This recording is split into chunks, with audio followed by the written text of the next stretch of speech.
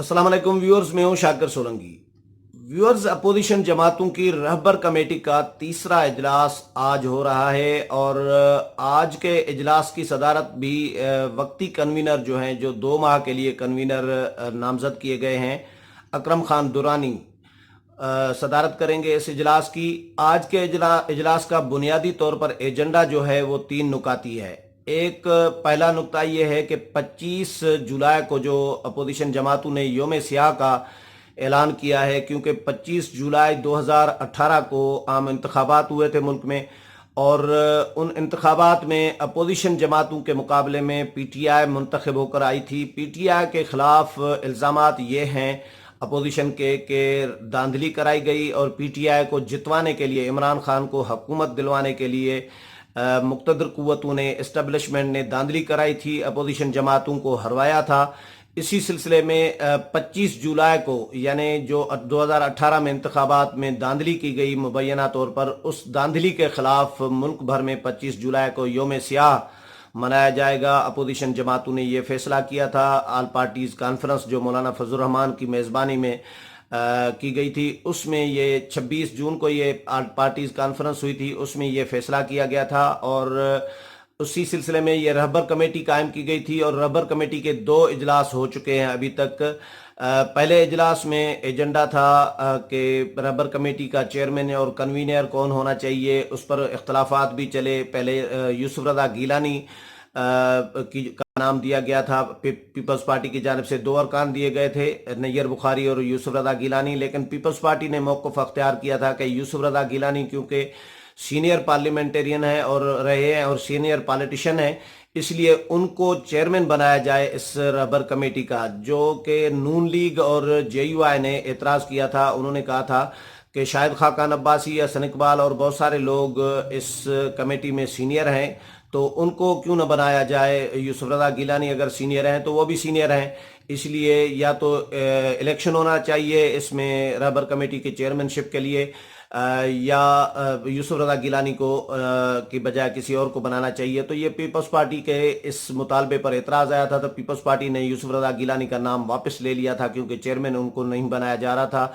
और peoples party ने फिर फरतुल्लाह बाबर का नाम दे दिया यूसुफ रज़ा गिलानी की जगह पर। तो अब फरतुल्लाह बाबर और नैयर बुखारी इस कमेटी के चेयरमैन मेंबरान में शामिल हैं पीपल्स पार्टी की जानिब से। नून लीग की तरफ से शायद खाकान अब्बासी और हसन इकबाल थे। इसी तरह 11 रुकनी ये कमेटी कायम की गई थी और पख्तूनख्वा मिल्ली अवामी पार्टी से उस्मान काकड़ थे, जेयूपी की तरफ से मौलाना अवैस नूरानी और एएनपी की तरफ से मियाँ इफ्तिखार हुसैन, इस तरह जमात अहले हदीस की जानिब से शफीक पसरूरी इसके मेंबर थे और नून लीग के भी आ गए। तो इस तरह 11 रुकनी कमेटी जो है, आफ्ताब शेरपाव की जानिब से हाशिम बाबर थे।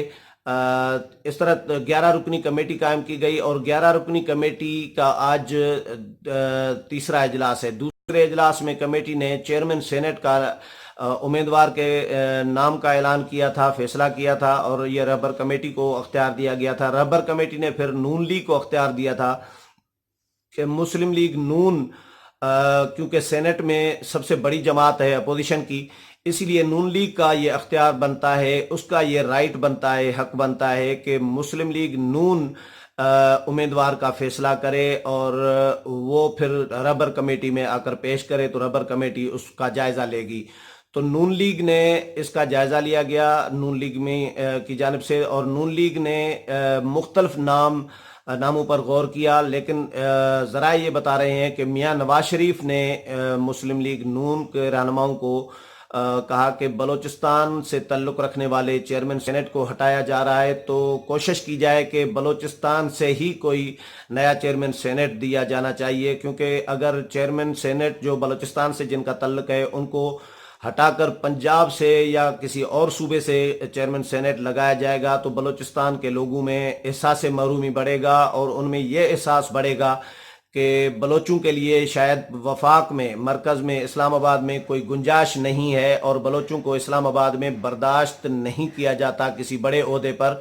यह एक आइनी ओहदा है, बहुत बड़ा ओहदा है, सदर ममलिकत के बाद चेयरमैन सेनेट का ओहदा आता है। जब सदर ममलिकत मुल्क से बाहर जाते हैं तो मुल्क के कायम मकाम सदर जो होते हैं वो चेयरमैन सेनेट ही बनाए जाते हैं हो जाते हैं। तो मियां नवाज शरीफ ने राय ये दी कि बलूचिस्तान के चेयरमैन सेनेट को हटाने की सूरत में फिर बलूचिस्तान से ही किसी रुकन को जो है चेयरमैन सेनेट बनाया जाए। मियां नवाज शरीफ की तजवीज़ मुस्लिम लीग नून लेकर आई थी रहबर कमेटी के दूसरे इजलास में और उसमें आकर पेश की थी। तो पीपल्स पार्टी ने भी यही मौक़िफ़ अपनाया था। इससे पहले मरियम नवाज यानी इस इजलास दूसरे इजलास से पहले मरियम नवाज ने राब्ता किया था बिलावल भुट्टो जरदारी से और फ़ोन पर उनसे मुशावरत की थी। उनको नाम जो हमारे ज़राए बता रहे हैं कि मरियम नवाज ने उनको नाम पेश किया था हासिल बिजंजो का, कि हासिल बिजंजो क्योंकि बलूचिस्तान से ताल्लुक़ रखते हैं, चाहे वो नून लीग से ताल्लुक़ नहीं रखते लेकिन नून लीग के इत्तेहादी तो रहे हैं, लेकिन नून लीग चाहती है कि उनका ताल्लुक़ बलूचिस्तान से है और उनकी एक अपना एक नाम भी है, काम भी है, एक क्रेडिबिलिटी भी है। तो हासिल बिजंजो को नामजद किया जाता है नून लीग की जानिब से। तो पीपल्स पार्टी इसकी हिमायत करे। ये मरियम औरंगज़ेब ने बिलावल भुट्टो जरदारी को रिक्वेस्ट की थी। उसके बाद जब इजलास हुआ, दूसरा इजलास 11 जुलाई को हुआ था, उस इजलास में नून लीग ने ये नाम जब पेश किया तो फरतुल्लाह बाबर ने भी इसकी तायद की और नैयर बुखारी जो पीपल्स पार्टी के दोनों मेंबरान थे उन्होंने भी इसकी हिमायत की। बाकी जमातें जो हैं छोटी जमातें हैं, यकीनन वो अगर एतराज़ भी करेंगी तो कोई उनका फ़ायदा नहीं है। उनकी या तो एक एक मेंबर है या दो दो मेंबर हैं, चार चार मेंबर हैं, ज़्यादा से ज़्यादा। नून लीग के 30-31 मेंबरान हैं, सेनेटर्स हैं और पीपल्स पार्टी के 20 अरकान हैं सेनेट में। तो जाहिर है बात उनकी मानी जाएगी जो सबसे बड़ी जमातें हैं। दोनों बड़ी जमातें हैं और नून लीग को वैसे भी अख्तियार दिया गया था, हक दिया गया था, ये राइट दिया गया था कि नून लीग नामजद करे जिसको भी चाहे, क्योंकि चेयरमैन सेनेट अपोजिशन ने यह तय किया हुआ है कि चेयरमैन सेनेट मुस्लिम लीग नून नामजद करेगी और डिप्टी चेयरमैन सेनेट फिर पीपल्स पार्टी नामजद करेगी। पीपल्स पार्टी का इस वक्त भी डिप्टी चेयरमैन सेनेट है सलीम मांडवी वाला। तो यही बताया जा रहा है कि सलीम मांडवी वाला को ही पीपल्स पार्टी दोबारा डिप्टी चेयरमैन सेनेट के लिए नामजद करेगी। लेकिन फिलहाल चेयरमैन सेनेट का मामला था तो चेयरमैन सेनेट के लिए, नए चेयरमैन सेनेट के लिए तमाम अपोजिशन जमातों ने मुस्लिम लीग नून की राय पर, उनकी तजवीज़ पर हासिल बिजंजो जो नेशनल पार्टी के सरबराह हैं, सेनेटर भी हैं, उनको नामजद कर दिया था और इस फैसले को तमाम जमातों ने कबूल कर लिया, क्योंकि तमाम जमातों ने रहबर कमेटी को ये अख्तियार दिया था फैसला करने का, फाइनल हतमी फैसला करने का और नाम को हतमी शक्ल देने का। तो रहबर कमेटी ने फिर ये फैसला करके बाज़ाब्ता तौर पर प्रेस कॉन्फ्रेंस 11 जुलाई को की थी। अकरम खान दुरानी, फरतुल्लाह बाबर और दीगर जो 11 अरकान थे उन्होंने ये फैसला मुत्तफ़िका तौर पर करके प्रेस कॉन्फ्रेंस में ये अनाउंस भी कर दिया था, जिसको तमाम जमातों ने तस्लीम कर लिया था। अब इशू आज जो तीसरा इजलास होने जा रहा है इसमें 3 बुनियादी तौर पर एजेंडे हैं। एक एजेंडा है कि चेयरमैन सेनेट के खिलाफ जो तहरीक अदम एतमाद जमा कराई है जो अपोजिशन जमातों ने, उसके हवाले से कि उसका स्टेटस मालूम किया जाएगा कि स्टेटस क्या है और आइंदा की क्या हिकमत अमली होनी चाहिए, इस पर कितना काम हो चुका है, मजीद कितना काम क्या होना चाहिए, इसका भी रहबर कमेटी आज के इजलास में जायज़ा लेगी। और दूसरा सबसे बड़ा जो इम्पॉर्टेंट इशू है वो है कि रहबर कमेटी के एक रुकन गिरफ्तार किए गए हैं, शाहिद खाकान अब्बासी, जो साबिक वजीर आजम भी हैं और रहबर कमेटी के मेंबर भी हैं नून लीग के। तो उनकी नैब ने जो गिरफ्तारी की है तो उसके बाद की रहबर कमेटी की क्या हिकमत अमली होनी चाहिए, अपोजिशन जमातों की क्या मुश्तरका हिकमत अमली होनी चाहिए, इस पर भी रहबर कमेटी जायज़ा भी लेगी, मजम्मत भी यकीनन करेगी आज के इजलास में और आइंदा की हिकमत अमली भी तय की जाएगी। क्योंकि रहबर कमेटी आज टूट गई है, रहबर कमेटी के एक मेंबर कम हो गए हैं। 11 रुकनी रहबर कमेटी थी और अब 10 रुकनी कमेटी रह गई है। आज 10 अरकान शिरकत करेंगे रबर 11 रुकनी रबर कमेटी के आज के इजलास में 10 अरकान शिरकत करेंगे। एक रुकन गिरफ्तार होने की वजह से शायद खाकान अब्बासी वो शिरकत नहीं कर सकेंगे।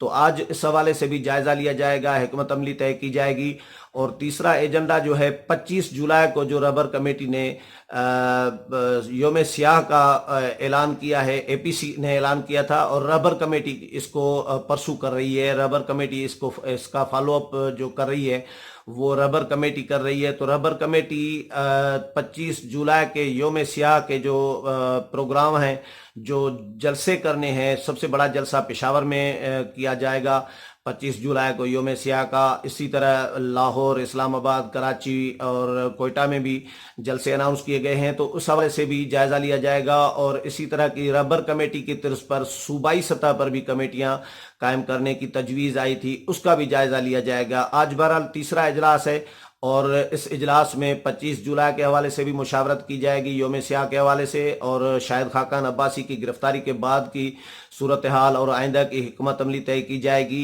یہ دو بڑے ایجنڈے ہیں، اور اپوزیشن جو چیئرمین سینٹ کے خلاف تحریک ہے، اس پر بھی لائحہ عمل اور گائیڈ لائن جو ہیں وہ تجویز کی جائیں گی۔